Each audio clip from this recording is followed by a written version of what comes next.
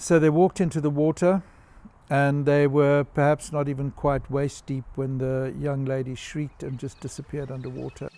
These are true tales of my African adventures.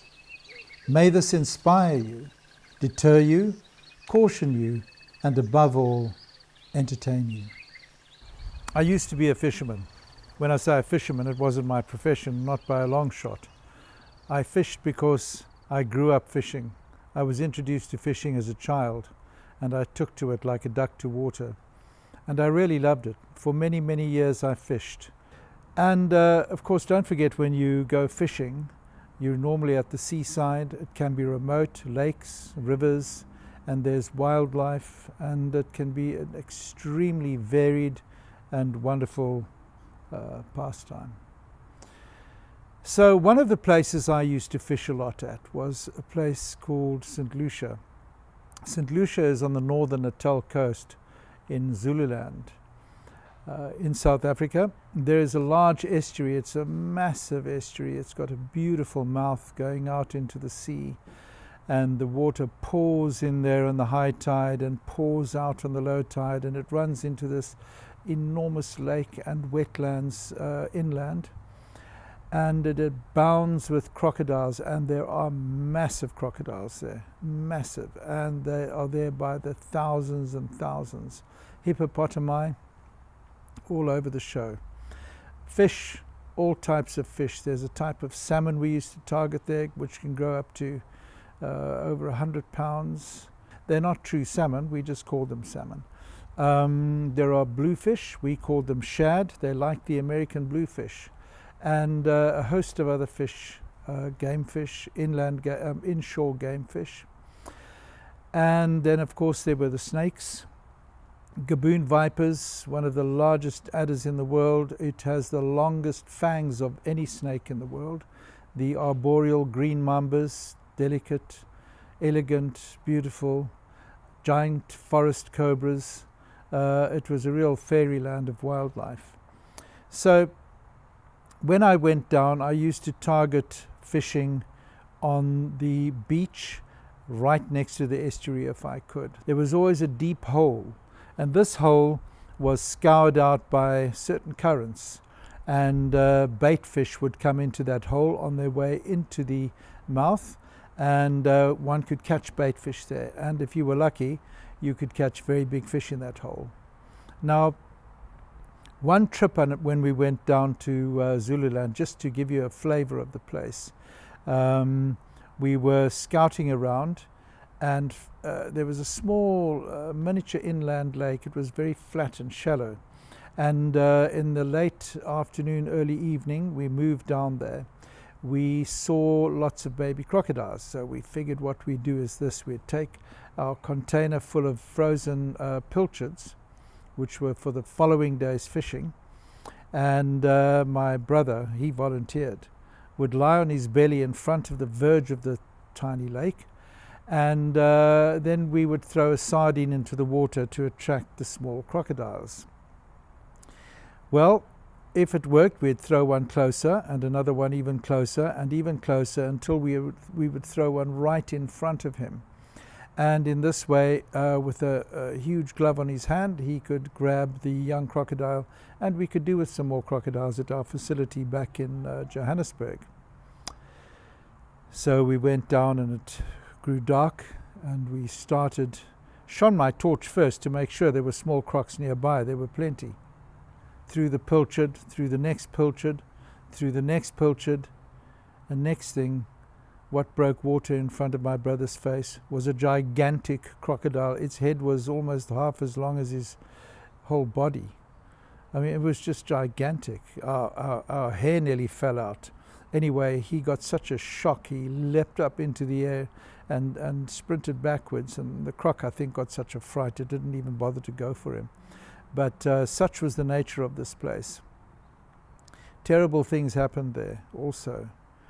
We don't like to talk about them, and neither does anybody, but one morning early, a fisherman at daybreak was fishing there, and he obviously lost his brain the night before because he threw a stone at a hippopotamus ambling down the beach, in those early hours. And the hippo ran over to him and bit him almost in half, killing him instantly.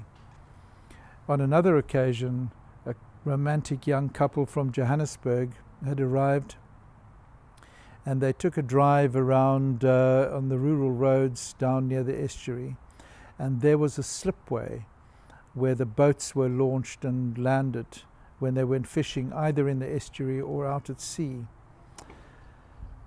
And what they did was they stripped down, as we were told by the officials, stripped down to have a sort of a romantic skinny dip, and walked onto the slipway just after dark, where people had been gutting and filleting fish from their catches and throwing them into the water, the heads and the innards.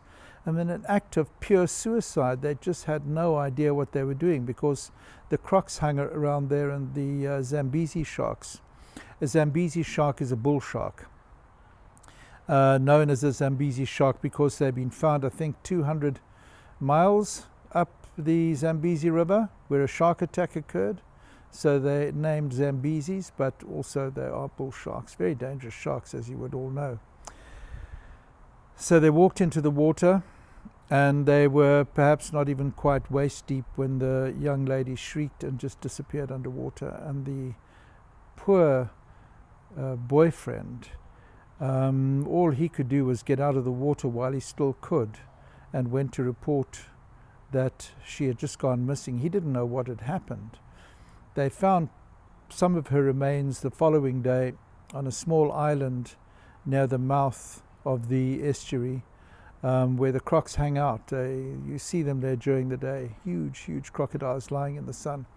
So she'd been partially eaten, and bits and pieces were lying on the island. Terrible story. Anyway, so, although it was a lot of fun down in St. Lucia, you also had to be careful. There were all these dangerous creatures. You couldn't walk up a game path or just walk anywhere. You had to watch where you were going and know what was there. I encountered leopards as well.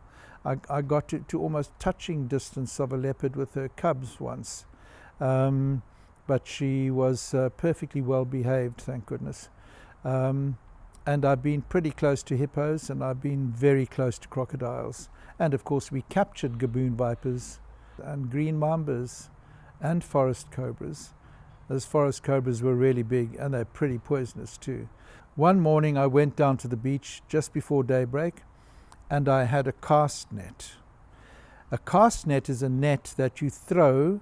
You have to be quite skilled. You throw it and it spreads out, and it has weighted edges, and it lands in the water and it traps bait fish. And where we used to go to try and get some bait fish early hours in the morning was at the hole I mentioned, at the mouth of the estuary. So I went down, stood at the water's edge, and waited for a while. The light started to shine and shimmer over the sea as the sun began to rise over the eastern horizon of the warm Indian Ocean. So I prepared myself, and I threw the net some 15 or 20 feet out. As the net hit the water exploded. I had thrown the net on a gigantic crocodile. Now, instead of the net slipping off the crocodile, it snagged on it. I don't know where it snagged. It could have been on the snout, in the teeth, somewhere, one of the scoots on the back, I'm not sure. The problem was that the net was attached to my arm.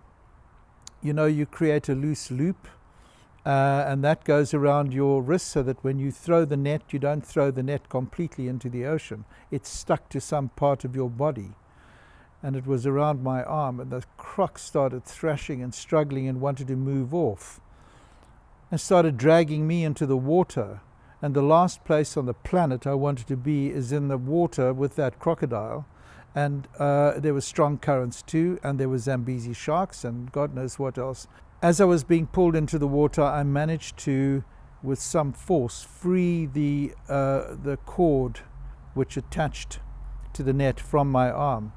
And I scrambled backwards, walked up the beach a little, sat down, And it only took a few seconds, 4 or 5 seconds.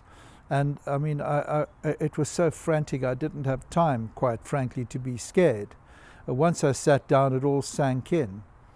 Had that croc pulled me into the water, anything could have happened. Well, I learnt a massive lesson.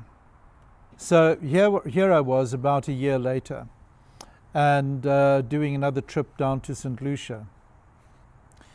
Well, I figured I'd go and throw my cast net in the same hole, and I went down by myself. My mates who had had a late night were taking it easy that morning.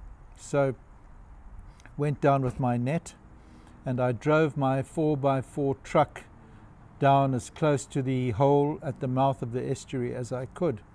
I parked possibly 100 feet from the estuary, took out the net, and strolled down to the spot.